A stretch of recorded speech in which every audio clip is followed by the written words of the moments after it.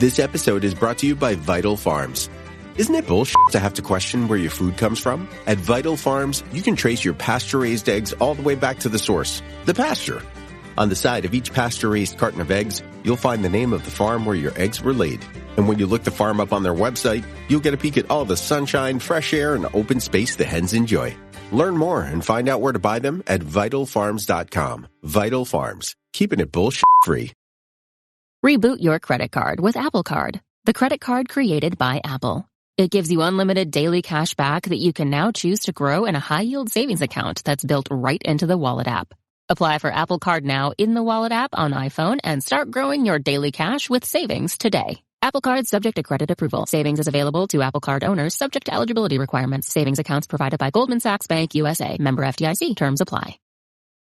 This episode is brought to you by Seed. Seed's DSO1 is a 2-in-1 probiotic and prebiotic designed for whole body health. Formulated with 24 clinically and scientifically studied strains, DSO1 offers benefits in and beyond the gut. See why DSO1 is the probiotic recommended by top doctors and nutritionists. Go to seed.com/Spotify for 25% off Seed's DSO1 Daily Symbiotic. Brooks Running has a new shoe for you runners out there. Did you hear that? Better turn up your volume. In fact, turn it up to the max. Introducing the all-new Ghost Max. It's got all kinds of things to make your knees and ankles feel protected. Like Max Cushion, Max Soft Landings with DNA Loft V2 foam, and Max Smooth Rides with their Glide Roll Rocker. Feel better on your run with Ghost Max. Learn more at brooksrunning.com. This episode is brought to you by Klaviyo, the platform that powers smarter digital relationships. With Klaviyo, you can activate all your customer data in real time, connect seamlessly with your customers across all channels, guide your marketing strategy with AI-powered insights, recommendations, and automated assistance, deliver experiences that feel individually designed at scale, and grow your business faster. Power smarter digital relationships with Klaviyo. Learn more at klaviyo.com/Spotify. That's KLAVIYO.com/Spotify. Welcome to the HCI family of podcasts. We're your source for personal, professional, and organizational growth and development. We share our own original research, explore industry trends, and interview executives and thought leaders from across the globe. Join us for practitioner-oriented content around all things leadership, HR, talent management, organizational development, and change management. Maximize your personal and organizational potential with the HCI family of podcasts.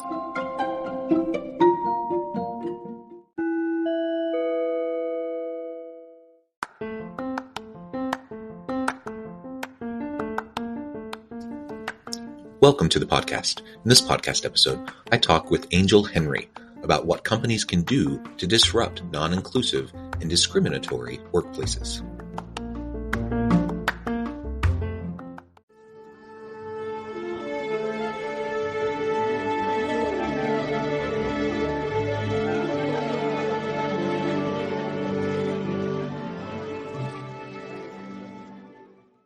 Angel Henry, welcome to the conversation today.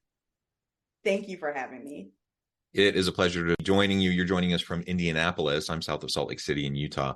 And today we're going to be talking about what companies can do to disrupt non-inclusive and discriminatory workplaces. So this DEI conversation, which I think is really, really important.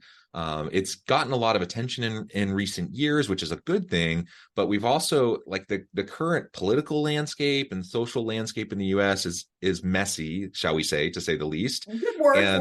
And so we need to keep resurfacing this, and we need to keep beating this drum, and we need to make sure that this remains a priority for leaders and organizations. So I'm really excited to have this conversation with you today. As we get started, I wanted to share Angel's bio with everybody. Angel Henry is the author of Dents in the Ceiling: Tools Women and Allies Need to Break Through, which provides a firsthand account of 30-plus women of color working in tech and corporate America experiences, navigating sexism, racism, bullying, forging allies, and rebounding resiliently throughout their careers. She is also the Senior Director of the Transformation Value Management Office and DEI Vice Chair at Genesys, a software company that sells customer experience and call center technologies to 10,000 plus businesses and 100 plus countries, orchestrating 70 billion plus remarkable customer experiences annually. Now, I could go on, but I'm going to pause there, Angel. Anything else that you would like to highlight in particular related to your background, your personal context, and or your company before we dive on into the conversation? Just that I'm actually been fortunate enough to really launch Angel Speaking Inc. And so now I'm doing that full time because this work is so needed, and because of the phenomenal results that we've had from the book and the subsequent research. So yeah, I'm full-time consulting now. Wonderful. Very good. Why don't we start with the book? It's time to say goodbye to hold music and say hello to fast customer support with Service Cloud. With trusted AI and data working together, you can skip long wait times and deliver efficient, personalized service right away, all while keeping support costs low and more customers happy. Reimagine your customer support with the #1 AI CRM for service. Learn what's possible at salesforce.com/products/service. We talk about the glass ceiling, right? Oftentimes that's something that's been discussed over and over and over again. Yeah. You talk about dents in a concrete ceiling. Maybe explain that a little bit. And how is that different than this glass ceiling metaphor that we often talk about? And perhaps, what's the difference between the plight of women in the workforce or in leadership generally versus women of color? Exactly. Yeah. No. So ideally, if your readers, hopefully listeners, if you're able to pop on the video, you'll see the background of the book cover behind me, and it essentially is illustrating the different levels that exist in the workplace for women in general. And as we all know, there's a glass ceiling for women, right? Women tend to reach a certain level in senior management, and it is really hard to get to the executive level, the C-suite, right? So think CIO, CEO, CFO, CMO, really hard to get into that sacred space is what happens.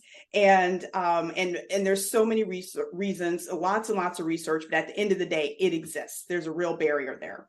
What when I talk about in my research is actually for women of color, really any woman who is experiencing different layers in her identity, meaning race, ethnicity, culture, sexual orientation. Anytime you add on an additional layer on top of gender, you are adding on another layer of barrier that it is to ascend in your career to those higher heights.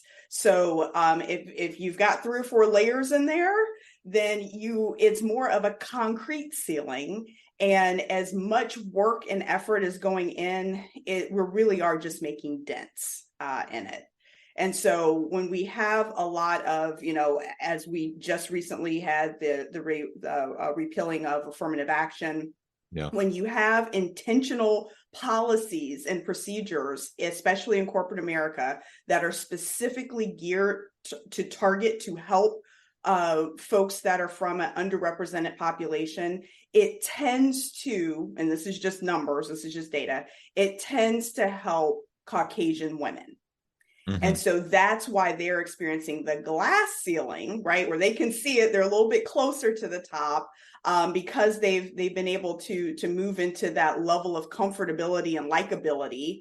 That's just a little bit closer. They're a little bit, again, closer to the top, can make that stride versus women of color or women who are experiencing multi-layers of identity that are different than Caucasian, middle-aged men. Yeah. And as a straight cisgender white dude myself, I acknowledge that I have many layers of privilege. So just like you mentioned, the layers of disadvantage, and certainly women generally have that important layer of disadvantage that, there are things that I just don't even think about. I go about my day that I don't really even consider because I'm a dude. And it just isn't, part of the concerns that I have in this world. So unless I'm taking the time to pause and step back and examine my privilege and to better understand what the experience is of other people, then I'm going to be completely unaware of it, right? But you start to add layers. So let's say instead of a straight cisgender white guy, I'm, a middle-aged gay Black woman. or something like that, right? That's different layers of disadvantage that you're adding to an already challenging situation to have a fair shake, to have equal opportunity, to really have a chance to move up and have these successful careers. Of course, it's not possible, but it is harder. And that's the key, I think, is, sometimes it gets lost in this conversation as people are like, no, just pull yourself up by your bootstraps, just work hard. I'm like, well, it's possible, but it's way easier for me as a straight cisgender white guy to get ahead. Working hard, I work hard. I do. I work very hard, but I also acknowledge that me working hard isn't the same thing as someone else who doesn't have all the same privileges working hard. And I'm still going to be further ahead. Yep. And you're speaking exactly to the point. You're giving examples around the language that we use that sometimes the vocabulary gets a little bit, it triggers people, but you're really talking about equity versus equality, which a lot of folks get wrapped around the axle on. You're also speaking to just plain bias. So when we talk about disadvantage, what we're really talking about is someone's personal bias. And until you are made aware of your personal bias, then there's nothing you're going to do about it to try to mitigate it. And so that's where I come in, right? That's where myself and the other coaches that I have in Angel Speaking, that's where we come in and really come alongside and partner with HR, DE&I offices, and provide a curriculum for supervisors to bring awareness to their personal bias. And the way that I approach it is, if you have a brain, you have bias. I have bias. Sure. Yeah, we all do. There's many, but my personal favorite is the affinity bias, right? So if I'm working as a senior leader and I'm a hiring manager, you best better believe, John, if an African-American female from the Midwest who graduated from the University of Pittsburgh, who grew up in project management, who has 2 kids and a dog, you best better believe I am going to take her under my wing and, pour into her and help her through, right, to just make sure that her career it just soars and sails, right? And there's nothing wrong with that. There really is nothing wrong with that. That is you wanting to give back, right? You identifying with somebody who's like you and wanting to give back. Nothing wrong with that. The issue, John, is that we end up unintentionally creating a bunch of mini-me's. And again, there would be nothing wrong with that. The problem, though, is that everybody at the top, those that are in the C-suite that are primarily, we're talking tech, healthcare, pharma, athletics is a huge one, the banking and financial industry. When you're talking about large industries that are primarily male dominated, if you keep reading mini-me's, then you're just going to keep getting more of the same. And what your podcast talks about, innovation, then you end up lacking innovation, right? Because then you have this very monolithic, one lived experience persona that permeates throughout your product, your projects, your customer experience. And it is absolutely negatively impacting organizations' bottom line without a shadow of a doubt. For sure. So the business case is clear. Yeah. And hopefully the human case is clear enough that regardless, we want to make sure we're doing right by people. It's really interesting. Just yesterday, I was on a panel where we were talking about business ethics generally, but DEI stuff came up as part of the panel conversation.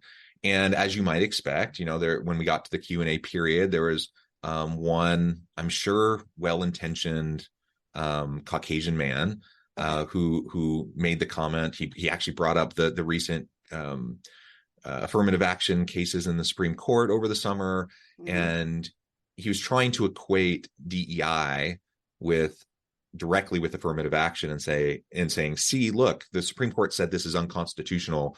You got to knock it off. Right. And so I'm like, whoa. And you're like, that was a hard left. Yeah. So that was first of all, that's not a good equivalency at all. But second of all, he was making the argument, well, what about white guys? Like, we're putting all this attention towards people of color and women and LGBTQIA, etc. but what about people like me who just don't have a chance? That's his perception.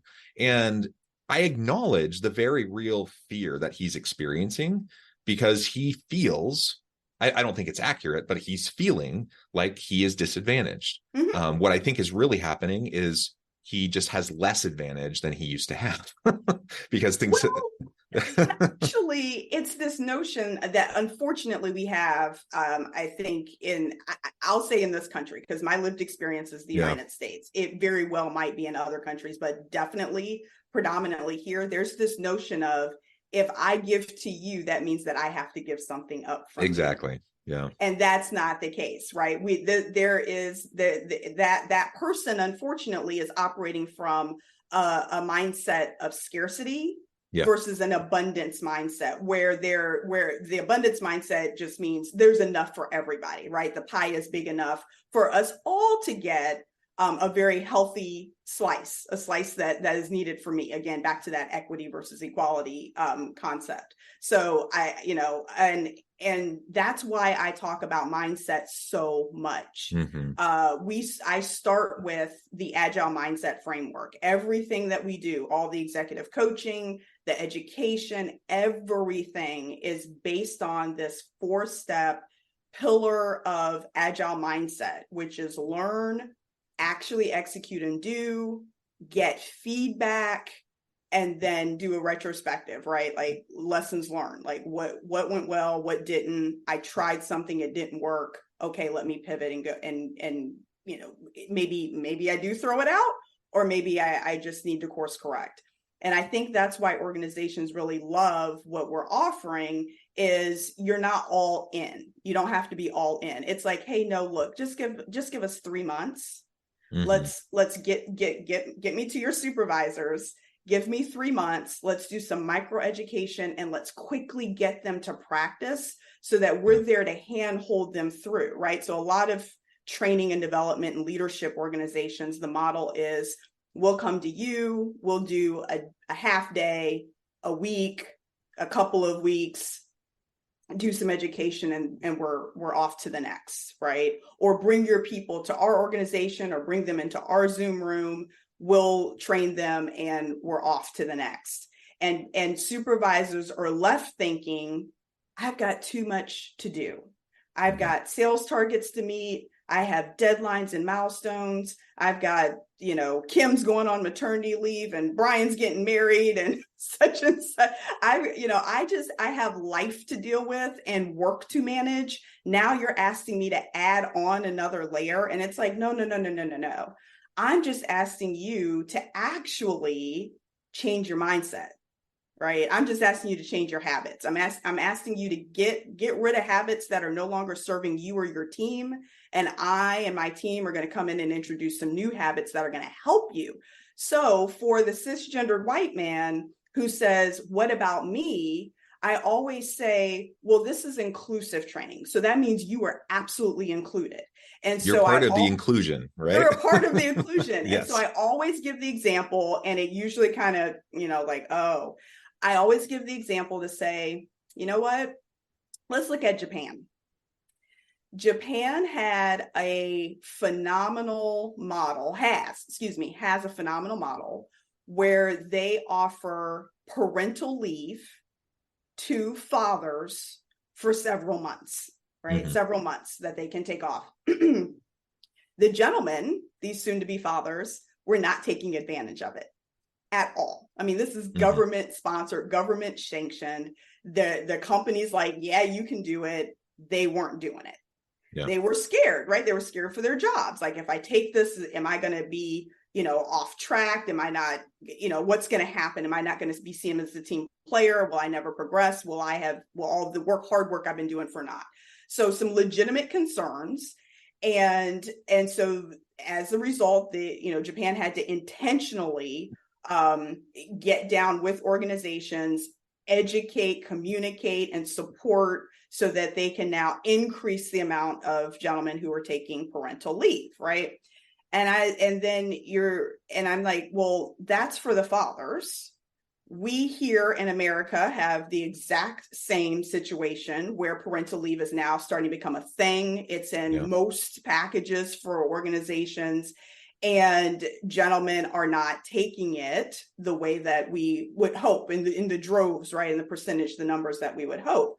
So when we come in and we do inclusive training and we're like, hey, John, you just had a baby and you're back to work and it's only 3 weeks. Guess what? I bet that baby isn't staying up at night. I bet that baby's keeping you up at night. I bet you're struggling to get to work on time or even make it to your Zoom room on time, right? I bet you're tired. Hey, how about me as an inclusive supervisor take these new tools that I learned and help create a specific work structure for you that maybe changes your hours, maybe puts you on a different project. So that way you still feel valued, that you're a part of the team, that your career is on track, but it's modified to fit your now new life circumstances. That's what inclusion looks like for everyone. Yes, absolutely. And I'm going to cite the Barbie movie here for just a moment. Oh, dear. I haven't seen it. Caveat. I haven't seen it. I'm going to see it. I was super skeptical. I was super skeptical, but my daughters wanted to see it. I went with my daughters. I'm like, oh my goodness, this was actually really good. And they handled like the gender stuff very well. And there's a bit throughout, and it becomes a major plot point about Ken, wanting to take over Barbie land and introduce the patriarchy, right? Okay, I can't wait to see this now. Yeah, so it's very geniusly done. But so as I was in this meeting yesterday, this panel, and this gentleman, I'm sure very sincere. I've heard the same kind of comment from many other white men. I know that it's a very real concern that they have. And yet I think it's missing some key components here. And one, it's like you just said, inclusion's for everybody. Like creating an inclusive community and a culture of belonging and psychological safety, that is for everybody. And when it's a rising tide lifts all ships, right? And so as you're doing this better for everyone, it's going to be better for the white guy, just like anyone else. Exactly. But the other thing I think about is like pervasive patriarchy and how damaging that can be. And a lot of times we talk about patriarchy and the harm it does towards women, and it absolutely does, and it disproportionately negatively impacts women. But there are lots of negative impacts of patriarchy on men. If you take a step back and you examine it a little bit, you start to realize, oh my goodness, like there are all sorts of things that I've had to deal with, toxic masculinity, etc. Right? There's so many things that are part of it that when you actually take a look at it and you start to realize, no, when we address this is certainly it's helping women, but it's helping everybody. It's helping you. It's helping, you mentioned parental leave. I'm a professor. Thankfully, my university in recent years has added parental leave to the benefits package. I have 6 children. That came after all of my children. And so I did not get any leave for any of my children, but I will acknowledge I'm a professor. I have flexibility and autonomy. So I was able to kind of create my own leave, so to speak. Right. And that's an advantage I had that a lot of dads don't have. Right.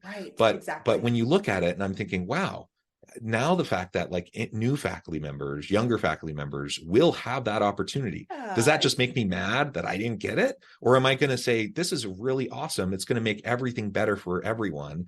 And for your children, right? And for the next generation. We're doing the hard work now, busting down the barriers now, talking about things that we were told don't talk about. We were told don't talk about politics, don't talk about your personal life, keep that at home. Whatever you got going on, we don't need to hear about it. You check all that at the door, and then you can pick it back up when you leave at 5 o'clock. So we're changing the paradigm. That whole narrative is just busted out the moment we tell folks that we want them to bring their authentic selves to work.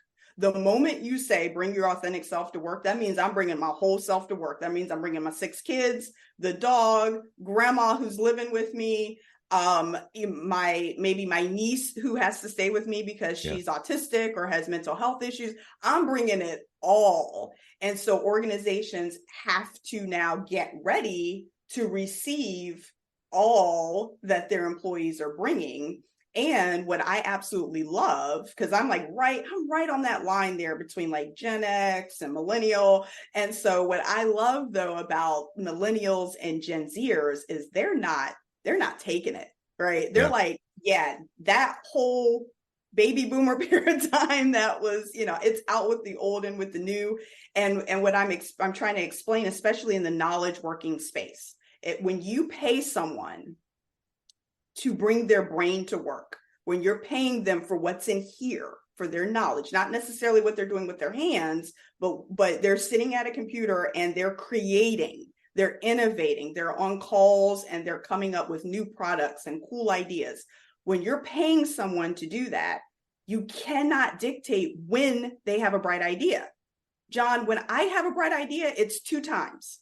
It's in the middle of the night, usually about 2:30 a.m. for some reason for me. So I always have to, pop up and put it in my notepad or scratch it on a piece of paper, and in the shower. Those are the 2 times when I get that means that's before work and that's after work. So I can't dictate to people when they're creative, when they're innovative, when they work best. I can't dictate to them their energy. I can't dictate to them when they're on. So I now have to create an environment that at the very least is breaking down barriers for them so that they can be their brightest and their best whenever that might be, and create a structure that is extremely flexible so that it works for as many people as possible, right? Like that's the new job that I have as a supervisor and as an organization. And it is a very different model then I'm the supervisor, I'm the head, I'm the chief, I know everything, and you're going to come in and I'm going to teach you. This is a very different model. We have students coming right out of graduate school that have way more expertise than we do in our little pinky, that have way more knowledge than we do. We're paying them for that knowledge. So the best thing that we can do is get the heck out of their way and let them do their thing and create all the training, the support, removing barriers so that they can do their thing. And that's just different, and it's uncomfortable because it's a departure from the traditional model that we've had in corporate and organizations for decades. And I'm, for one, am happy that it's getting busted up, and I am absolutely trying to lead the charge in it. Yeah, wonderful. Well, Angel, this has just been a really great conversation. I know at the time I need to let you go, but before we wrap things up for today, I wanted to give you a chance to share with the audience how they can connect with you, find out more about your work, your team, where they can find your book, and then give us the final word on the topic for today. Okay. All right. Well, let's hear. Well, let's start with the book. So we are on Amazon. It's Dents in the Ceiling by Angel G. Henry. And if you go to my website, which is www.angel-henry.com, you can give me your information and we'll send you a free companion guide that's for women. And there's a companion guide for active allies. Next, just email info@angelsspeaking.com. That's 2 S's in the middle. And we will share our, again, what we call our bridge offer, right? Again, give us 3 months, 10 to 12 of your supervisors, and give them some micro training and some hand holding and some light executive coaching, group coaching, to where they can help be a catalyst in your organization for, again, inclusive training. And we are leading with multi-generational workforce, hybrid workforce, and making sure that we have a pipeline for women that can move into the executive ranks. And also don't want to forget, Q4 is coming up. So lots of organizations are doing their budgeting and their planning right now as we speak. They're locking it in. So reach out to us immediately because we want to lock you in at 2023 prices before 2024 prices hit. Wonderful. Thank you, Angel. It has been a real pleasure. I encourage the audience to reach out, get connected, find out more about what Angel and her team can do for you. And as always, I hope everyone can stay healthy and safe, that you can find meaning and purpose at work each and every day. And I hope you all have a great week.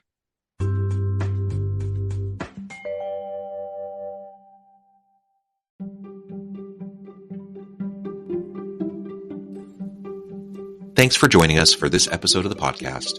We hope you stay healthy and safe, and please join us again soon.